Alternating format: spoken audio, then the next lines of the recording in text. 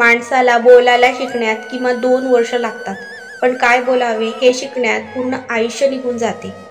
तुम्ही आयुष्यात किती माणसे जोडली यावरून तुमची श्रीमंती कळते. तारुण्य म्हणजे जीवनाचा रचनाकाळ आहे. जीवन ही एक जबाबदारी आहे. क्षणाक्षणाला दुसऱ्याला सांभाळून न्यावं लागतं. जीवन हा एक पाण्याचा प्रवास आहे. समुद्र गाठायचं असेल तर खाचखळगे पार करावेच लागतील. खूप कमी लोक आपल्या आयुष्यात सुख आणि आशीर्वाद घेऊन येतात, पण खूप जास्त लोक आपल्याला कटू अनुभव आणि शिकवण देण्यासाठी येतात.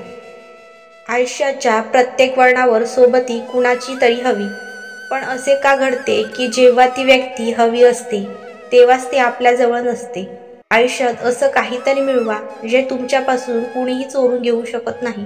आयुष्यात काही करून दाखवायचे असेल तर आपण काय आहोत यापेक्षा आपण काय होऊ शकतो याचा विचार करायला हवा. जगात अशक्य काहीच नसतं. आयुष्यात खूपदा बुद्धी जिंकते, हृदय हरतं, पण बुद्धी जिंकूनही हरलेली असते आणि हृदय हरून देखील जिंकलेलं असतं. आयुष्यात भावनेपेक्षा कर्तव्य मोठे असते. आयुष्यात सगळ्याच गोष्टी आपल्याला जमतील असं नाही. आयुष्यात सर्वात जास्त विश्वास परमेश्वरावर ठेवा.